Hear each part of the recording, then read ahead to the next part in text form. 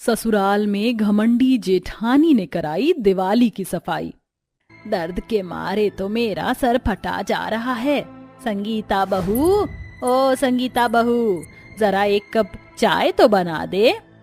माँ जी, कल रात से मेरी कमर में बड़ा दर्द हो रहा है, इसलिए ज्यादा देर खड़ी नहीं हो पा रही हूँ। आप चाय आज सुनीता से बनवा लीजिए।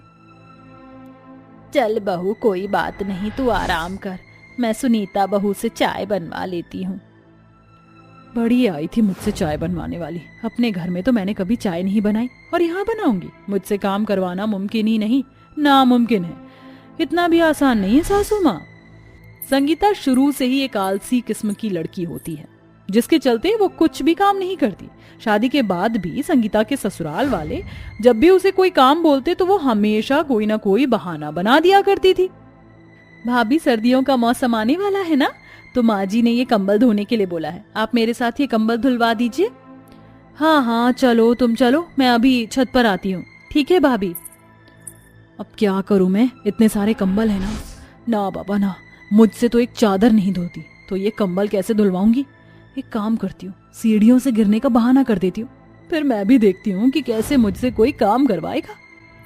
संगीता जल्दी से सीढ़ियों के पास जाकर लेट जाती है और जोर जोर से चिल्लाने लगती है, मोरी मैया, अरे कोई है मुझे उठाने वाला। अरे बहू, क्या हुआ तुझे। माँ जी, वो मैं सुनीता के पास ऊपर छत पर जा रही थी कंबल धुलवाने के लिए, लेकिन पता नहीं कैसे सीढ़ियों से मेरा पैर फिसल गया। बहू आराम से उठ, एक काम कर, तू यहाँ बैठ, मैं तेरे लिए दवाई लेकर आती हूँ। अब कुछ दिन तू आराम कर, किसी काम को हाथ मत लगाइयो। लेकिन माँ जी, वो कंबल। तो उसकी फिक्र मत कर, मैं और सुनीता साथ में मिलकर धो लेंगे। पुष्पा की बात सुन संगीता मनी मन बहुत खुश होती है और काम करने से बच जाती है। ऐसे ही संगीता हमेशा काम ना करने का कोई ना कोई बहाना बना ही लिया करती थी। समय गुजरता है और एक दिन, सब लोग कान खोल कर सुन लो, एक हफ्ते में दिवाली है और इस हफ्ते हम सब लोग रोज मिलकर घर की सफाई करेंगे। सुनीता तुम सारा किचन साफ करोगी, संगीता तुम सारे हॉल को साफ करोगी और आकाश, ध्रुव, तुम दोनों जाले और पंखे साफ करोगे। ठीक है माँ। ठीक है माँ। ठीक है माँ जी। हे भगवान, इतने बड़े हॉल की सफाई मैं अकेले करूंगी। मैं तो गई। संगीता, अब तुझे ही कुछ ना कुछ बहाना बनाना पड़ेगा, वरना। क्या हुआ संगीता बहू, क्या सोच रही है। कुछ नहीं माँ जी, मैं तो ये सोच रही थी कि पहले सफाई कहाँ से करूं। सभी लोग दिवाली की सफाई में लग जाते हैं। वहीं संगीता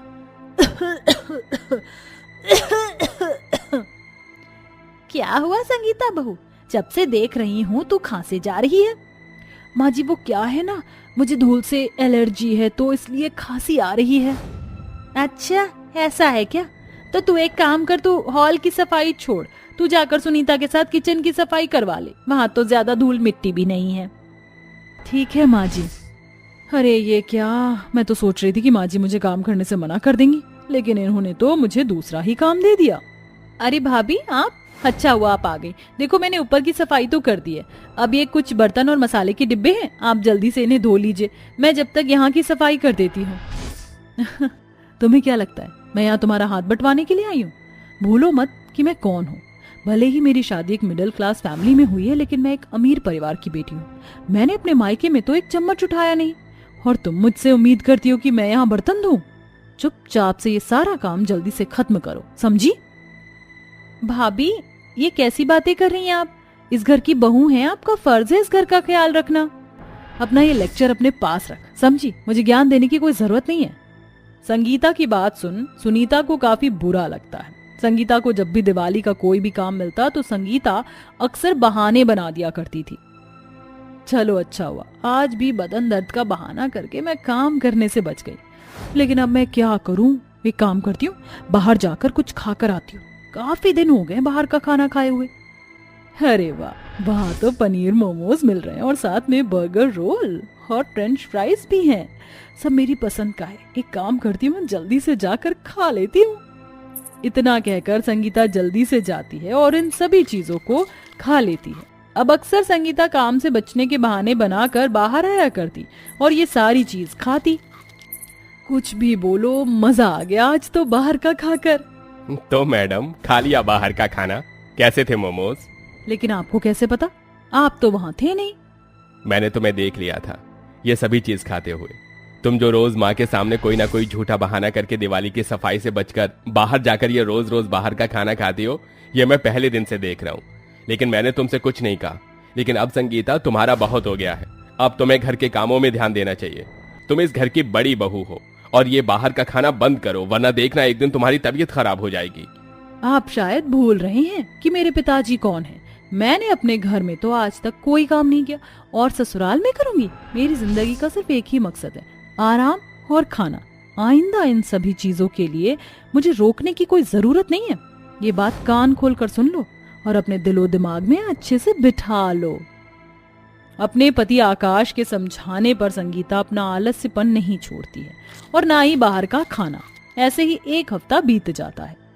पूरा घर कैसे शीशे की तरह चमक रहा है। सच में तुम सब लोगों ने बहुत मेहनत की है। दिवाली से 2 दिन पहले सारी सफाई खत्म हो गई। वो तो है माँ जी, लेकिन मुझे अभी भी थोड़े थोड़े जाले दिखाई दे रहे। लगता है इन लोगों ने ढंग से सफाई नहीं की।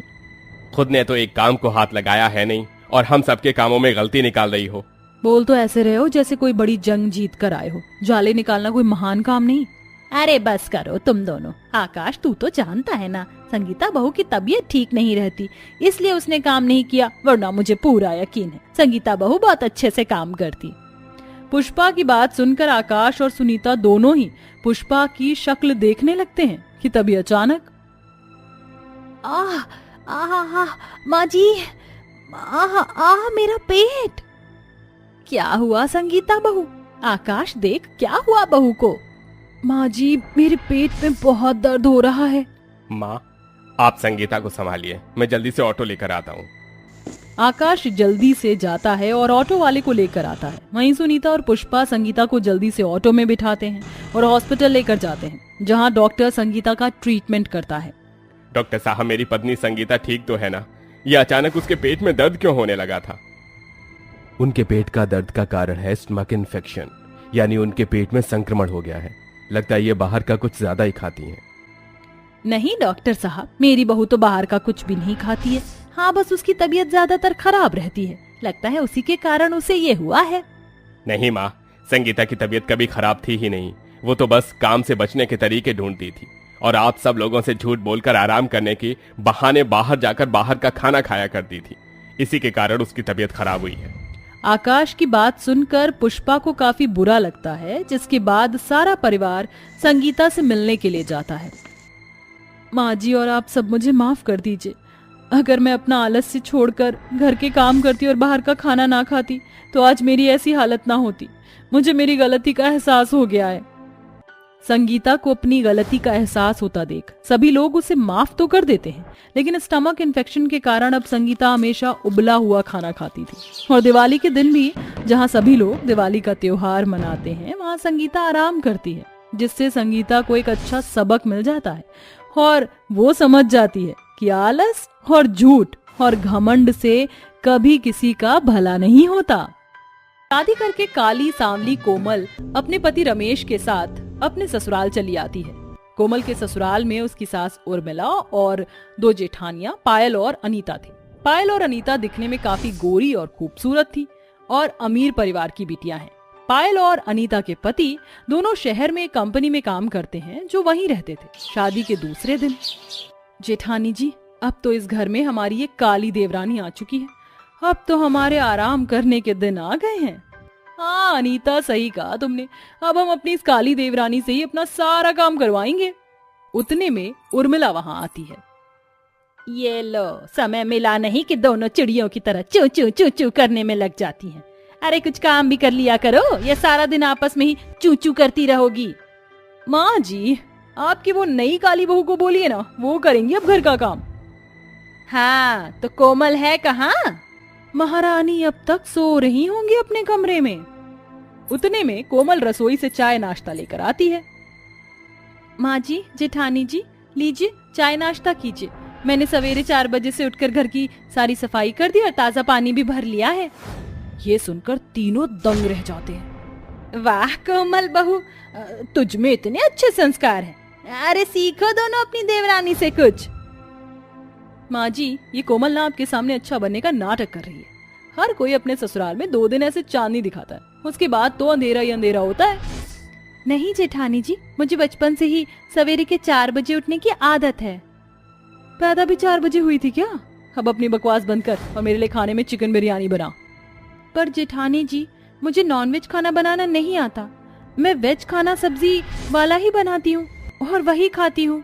मैं तुझे खाने का नहीं बोल रही हूँ, चिकन बिरयानी बनाने का बोल रही हूँ। अगर आता नहीं बनाना तो जाकर सीख। रसोई में चिकन रखा है, जाकर बिरयानी बना मेरे लिए। ओए कलूटी कोमल, मेरे लिए दाल तड़का और पालक की सब्जी बना दे, मैं वेजी खाना खाती हूँ। अब ये तो कोमल के लिए एकदम नफसा नफसी का आलम था। बड़ी जेठानी पायल नॉनवेज के सिवा कुछ नहीं खाती थी और छोटी जेठानी अनीता जो बस वेज ही खाती थी। कोमल अनीता के लिए तो पालक की सब्जी और दाल तड़का बना लेती है, पर पायल के लिए चिकन बिरयानी बनाना उसके लिए काफी मुश्किल हो रहा था। छोटी जेठानी जी और माँ जी के लिए तो मैंने खाना बना लिया, अब जेठानी जी के लिए चिकन कैसे बनाऊं? मुझे तो चिकन बनाना आता ही नहीं। उतने में ही वहाँ पायल आती है। ओ महारानी, चिकन बिरयानी बनाई कि नहीं? हाँ जेठानी जी, मैं बस बना रही हूँ। जल्दी बना, मुझे जल्दी खाने की आदत है। इतना कहकर पायल वहाँ से चली जाती है और कोमल पायल के लिए चिकन बिरयानी बनाने लगती है। तभी जल्दबाजी में वो सारा चिकन जलाकर कोयले की तरह काला कर देती है। थोड़े समय बाद सब खाना खाने बैठते हैं। तभी पायल जैसे ही जला हुआ चिकन देखती है तो वो गुस्से से आग बबूला हो जाती है। काली कलूटी, ये कैसा खाना बनाया तूने? चिकन को इतना जला दिया? तुझे चिकन बिरयानी भी बनानी नहीं आती है क्या? उठा ये खाना यहाँ से। पायल सारी चिकन बिरयानी वहीं फर्श पर फेंक देती है। ये देखकर उर्मिला, अनीता और कोमल तीनों दंग रह जाते हैं। कोमल बहू, क्या तेरी माँ ने तुझे चिकन बिरयानी भी बनानी नहीं सिखाई है? ठीक से बनाना था ना चिकन बिरयानी, सारे खाने का सत्यानाश कर दिया तूने। उर्मिला पायल और अनीता की चमची थी, क्योंकि पायल और अनीता ने अपने मायके से काफी सारा पैसा लाकर उर्मिला का मुंह बंद कर रखा था। इसीलिए उर्मिला अपनी दोनों बहुओं को कुछ नहीं कहती थी। अब देख क्या रही है काली कलूटी, जाकर मेरे लिए दोबारा से चिकन बिरयानी बना। ये काली कलूटी सब्जी तो बड़ी अच्छी बनाती है, एक काम करती हूँ, इसे परेशान करती हूँ। ओए सुन, ये कैसी दाल बनाई है तूने कोमल? कितना नमक डाल रखा है तूने इसमें? जा मेरे लिए भी दूसरी दाल बना।